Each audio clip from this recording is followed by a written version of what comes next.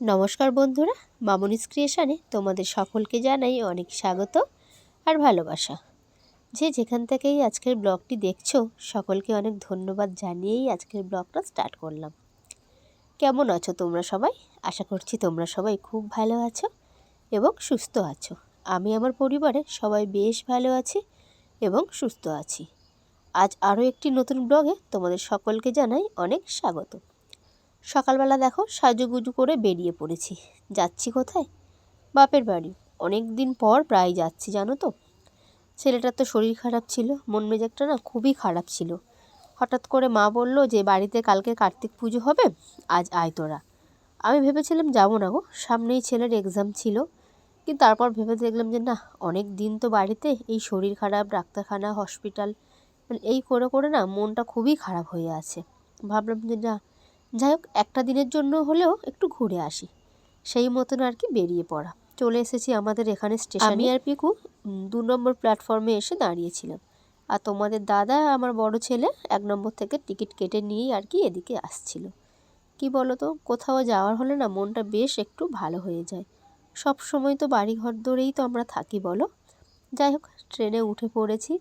এই মাঠটা দেখো, পুরো মাঠ, মানে কি বলবো, যত দূর চোখ যাচ্ছে শুধু না পানি ফলের চাষ হয়েছে। তোমরাই দেখো, মাঠের পর মাঠ, জমির পর জমি, পুরোটাই আর কি পানি ফল। মানে যত দূর আমার চোখ যাচ্ছে সব জায়গাতে আর কি পানি ফল হয়েছে। যাই হোক চলো, এই সবুজ ঘেরার মনোরম দৃশ্য দেখতে দেখতে পৌঁছে গেলাম গন্তব্যে। নেমে পড়লাম ট্রেন থেকে।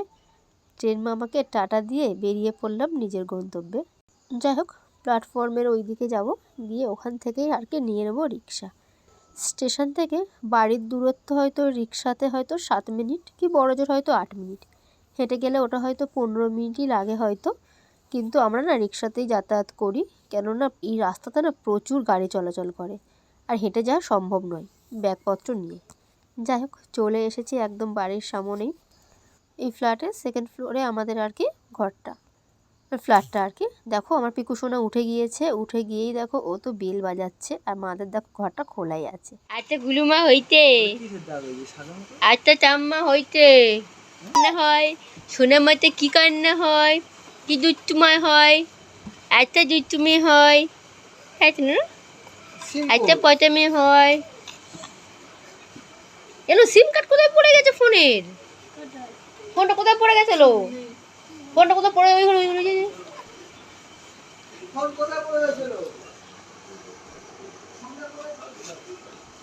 দাদা শুয়েছে পাশে। যখন বোন থাকবে তখন ভিডিওগুলো দেখবো আমরা।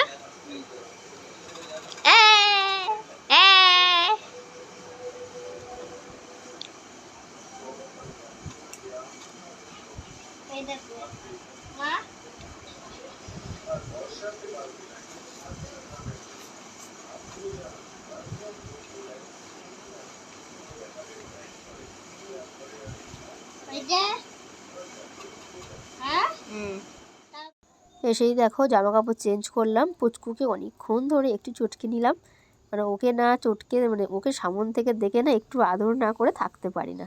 যাই হোক মা খেতে দিল, খেলাম।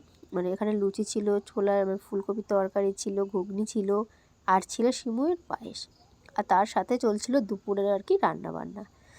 আজ দুপুরের মেনুতে ছিল ডাল, ছিল বাঁধাকপির তরকারি, ছিল মানে মাছের মাথা দিয়ে বাঁধাকপির তরকারি ছিল, আর ছিল মাছের ঝোল, জলপাইয়ের চাটনি, পাঁপড় ভাজা, আর তার সাথে বাবা এনেছে আইসক্রিম।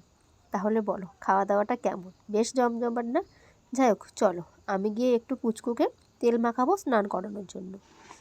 কইলে আর ছোনা মাটা কই, ছোনা মাটা কই, এত ছোনা মেয়ে, এত ছোনা মেয়ে কই গেলে? বাবালে ও বাবালে, আমার তো কত হাঁচি করলে, একটা মেয়েটা কত দুষ্টু করলে, একটা মেয়েটা কত দুষ্টু করলে, তাই তো।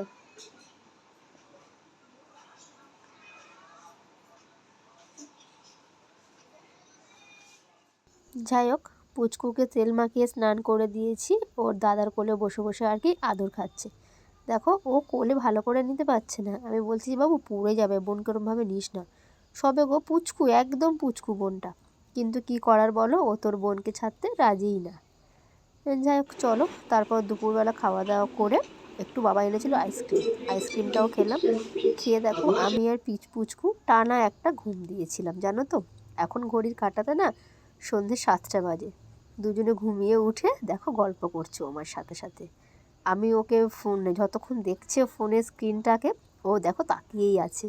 আর যখনই ফোনটা সরিয়ে নিচ্ছি তখনই মুখটা আর কি ভারী হয়ে যাচ্ছে। এই চলছিল আর কি দুজনের মধ্যে।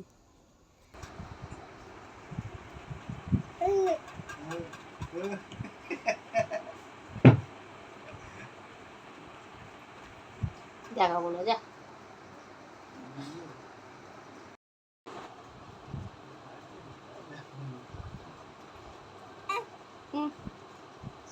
এটা দুষ্টু বুড়ি তো বাবা, রাগ হয়েছে।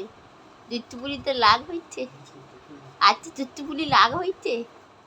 তারপর দেখো সন্ধ্যাবেলা গরম গরম দুধ চা আর ছিল মুড়ি মাখা। দুধ চা আর মুড়ি মাখা খেয়ে আমি গিয়েছিলাম একটু রান্নাঘরে উকে দিতে, যে রাতের মেনুটা কী আছে। আর বাপের বাড়ি এসেছি বলো, যেহেতু মা আছে, মা থাকলে আমার কিছু করতে হয় না। আর রিঙ্কু যখন একা থাকে একটু হাতে হাতে আর কি করে দিই। তো কী বলো তো, বসে থাকতে ভালো লাগে না। আর এখন তো পুচকু আছে, পুচকুর সাথে না সময়টা কেটেই যায়। যাই হোক, আজকের মেনুতে ছিল ডাল ছিল, আলু ভাজা ছিল, মাটন ছিল, আর ছিল সকালের চাটনি ছিল, পাঁপড় ভাজা ছিল। মাটনটা মা মাখিয়েই রেখেছিল, ম্যারিনেট করেই রেখেছিল। তারপর একটু আদা রসুন কম হয়েছিল, সেটা আর কি বেটে পেস্ট করে আর কি দিয়ে রেখেছিল। যাই হোক চলো তাহলে আজকের মতন টাটা।